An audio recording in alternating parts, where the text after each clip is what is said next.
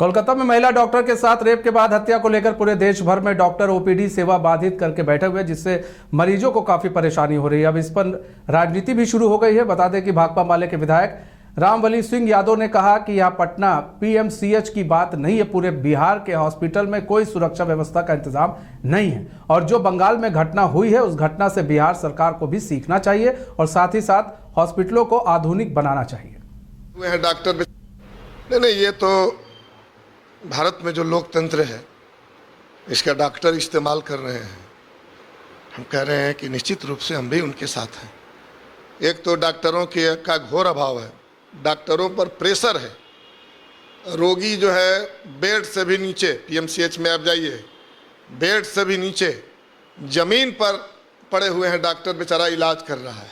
इसके बावजूद भी अगर डॉक्टर सुरक्षित ना हो, उनके साथ रेप हो, बलात्कार हो, बेटियां सुरक्षित नहीं हो, तो क्या उपाय बच जाता है? कोई उपाय नहीं बच जाता। तो एक तो डॉक्टर जो हड़ताल पर हैं, इसका बड़ा कारण जो कलकत्ता में घटना घटी प्रशिक्षु डॉक्टर के साथ, इसके साथ साथ बिहार में भी आए दिन मुजफ्फरपुर से लेकर के हर जगह जो है महिलाओं के साथ जो रेप हो रहा है, घर में लोग सुरक्षित नहीं हैं। तो ऐसी स्थिति में जब डॉक्टर सुरक्षित नहीं रहेंगे तो डॉक्टर क्या करेंगे इलाज? डॉक्टर लोग हड़ताल पर हैं और सरकार से हम लोग कहेंगे कि आप जो है वैकल्पिक व्यवस्था कीजिए। हम डॉक्टर के साथ जनता का एग्रीमेंट नहीं है, जनता का एग्रीमेंट सरकार के साथ है। सरकार उसकी व्यवस्था करे और अगर वो व्यवस्था नहीं करेगी तो निश्चित रूप से आम जनता जो ये हड़ताल के शिकार होंगे, इसके जिम्मेवार डॉक्टर सरकार है और हम तो सरकार से। कोलकाता की घटना को लेकर पूरे देश भर के डॉक्टर हड़ताल पर हैं। वहीं पटना पीएमसीएच के कई डॉक्टरों ने आरोप लगाया है कि सरकार अभी से सचेत नहीं रही तो यहां भी घटना घट सकती है, जिसको लेकर बीजेपी के पूर्व मंत्री और आरा से विधायक अमरेंद्र प्रताप सिंह ने कहा कि पीएमसीएच में स्थिति तो थोड़ी बहुत बदहाल है, लेकिन थोड़ी समस्या का सामना तो जरूर करना पड़ेगा, क्योंकि एशिया का सबसे बड़ा अस्पताल बनाने की बात चल रही है और ऐसे में हम डॉक्टर से अपील करेंगे कि मरीज के परेशानी को सुने और मरीजों को देखें। देखिए, थोड़ी बहुत अव्यवस्था जरूर है पीएमसीएच कैंपस में और हम सभी जानते हैं इस बात को कि अव्यवस्था क्यों है।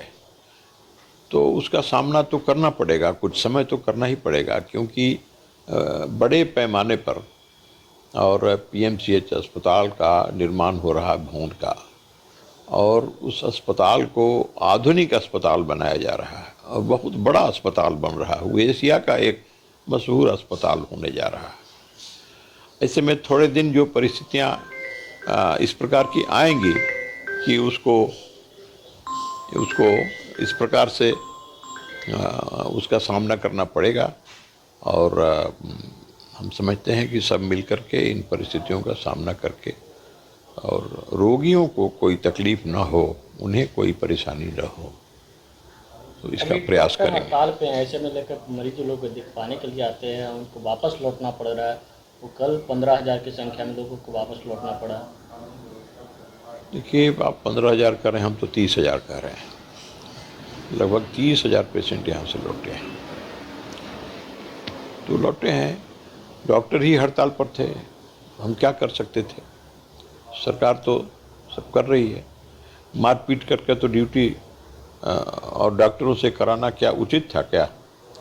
लेकिन अब जो तकलीफ उसके लिए हम सब दुखी हैं कि अनायास ही ऐसी परिस्थिति वहाँ बंगाल में पैदा हुई। पश्चिम बंगाल में जो स्थिति पैदा है, सारा देश बर्बाद है, सारा देश चिंतित है कि किस प्रकार की सरकार वहाँ काम कर रही है।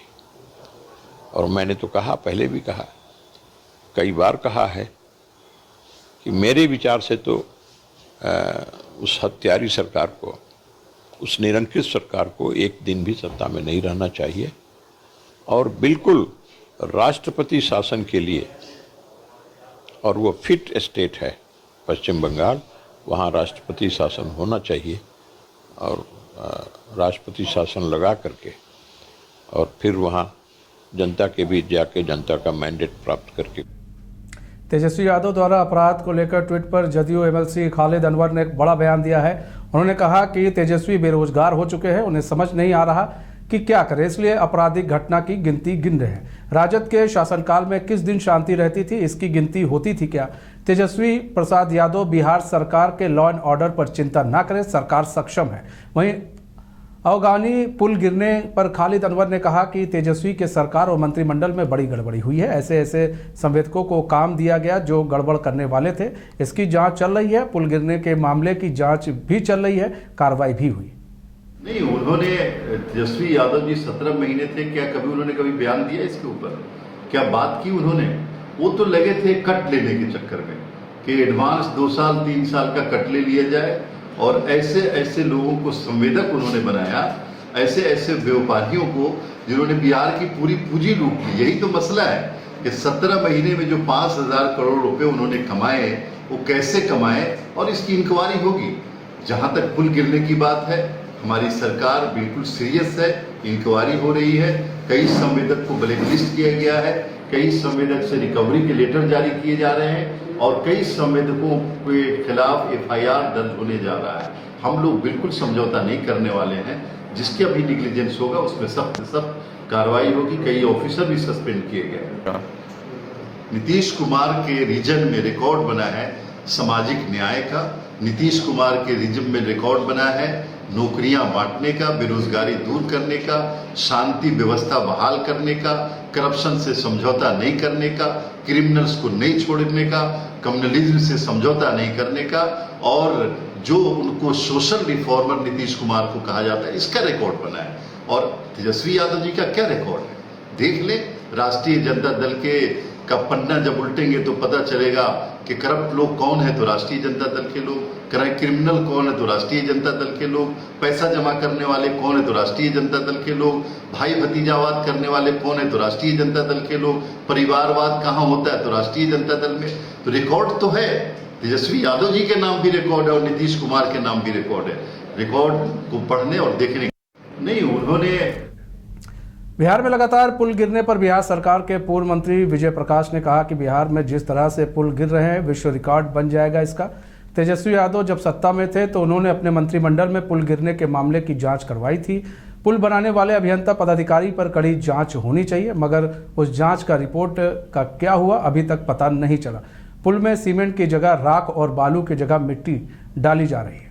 तेजस्वी यादव जी जब मंत्रिमंडल में थे तो इसकी जांच करवाए, लेकिन आपको याद होगा कि जब पहला बार जब अगवानी पुल गिरा था तो यही तेजस्वी यादव जी ने क्वेश्चन पूछने का काम किया था कि इस पर क्या कार्रवाई किया जाए और कौन सा जो है एजेंसी है, एजेंसी पर जो है जांच किया जाए और कैसे पदाधिकारी लगे हैं जो कि अभी तक जो है इस पर कोई कार्रवाई नहीं हो रही है। पुनः फिर जो है तीसरी बार जो है पुल गिरने का काम, और यह तो सिलसिला पूरे बिहार में जारी है। विश्व रिकॉर्ड तोड़ देंगे जो है माननीय नीतीश कुमार जी कि जिस राज्य में लगभग 3 साल में हमको लगता है 32-33 पुल टूट चुका है, यह जो है विश्व रिकॉर्ड कायम करने जा रहे हैं माननीय नीतीश कुमार जी। माननीय तेजस्वी यादव जी जब मंत्रिमंडल में थे तो इसकी जांच करवाए,